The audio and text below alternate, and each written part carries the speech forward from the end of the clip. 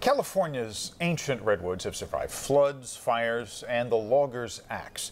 But the impact of global warming is still a big question mark. What will climate change mean for the sequoias of the southern Sierra and the coastal redwoods up north? A team of scientists intends to find out, and they are going about it in a most unusual way. Let's see if I have it. This is an unconventional experiment taking place high above the ground in the branches of giant sequoias in the Whitaker Forest near Kings Canyon National Park. We provided these researchers with a camera to shoot this installation. Just spent the day crown mapping or branch mapping. Researchers from UC Berkeley and Humboldt State have come together to study these giants. They are taking careful measurements and using special cameras to take photos high up in these trees. They'll count the leaves and measure the branches. And then you got to hold it in position while you whip out your compass with your other hand and one-handedly get the measurement. They are hoping to determine whether global warming is having an impact on the last remaining groves of redwoods in the world. Anthony Ambrose is one of the tree climbing researchers.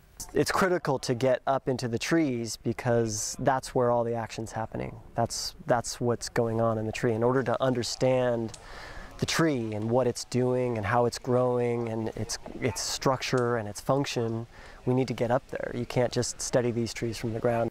2 centuries of logging decimated old-growth redwoods. These ancient trees once covered large portions of Northern California. Today, only about 5% of the original forest is left. Over the next 3 years, the team will branch out and climb the huge sequoias and immense redwoods at 13 locations around the state as part of a $2.5 million project. We caught up with the researchers recently in Humboldt County. That's where they launched the Redwoods and Climate Change Initiative. The goal is to answer one key question. What's the future of these trees, the giant sequoia and the coast redwoods, in a changing world? Ruskin Hartley is executive director of the Save the Redwoods League. It's a nonprofit dedicated to preserving these great trees. We need to understand the past of these trees. We need to understand how they're functioning today so that we can make smart decisions about how we conserve them in the future. Climate change is happening now. It's not one of those things that we're going to look to happen in the future. And if we don't start working on finding solutions now, these ecosystems, these trees, these species of all kinds are going to be gone. The study has already yielded some interesting results.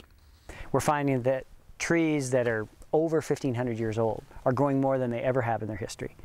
And that is completely unpredicted from basic scientific understanding about what happens to old forests and old trees. They have also found evidence of decreased fog where coastal redwoods grow, and fluctuations in the amount of water that is being lost and absorbed by tree leaves. Core samples are another important tool in understanding the life of these trees. If you do that at base height, you only get a limited view of the tree.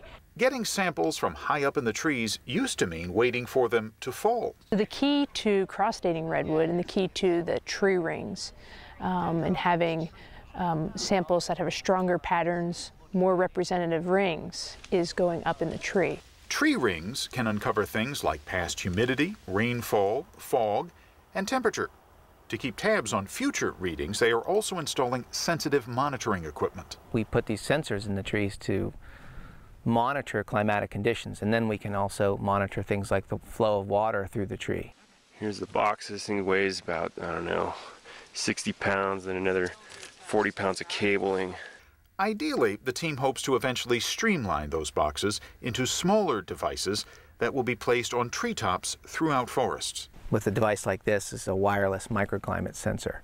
So it'll measure light, air temperature, humidity, barometric pressure, and it will enable you to quantify the climate that the tree is experiencing wherever you put this device. Using the data collected, scientists hope to be able to preserve what's left of these magnificent giants.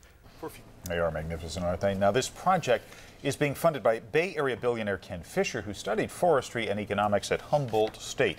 He has offered to match contributions of up to $500,000. And if you'd like to make one, there is a link at ABC7news.com under See It on TV.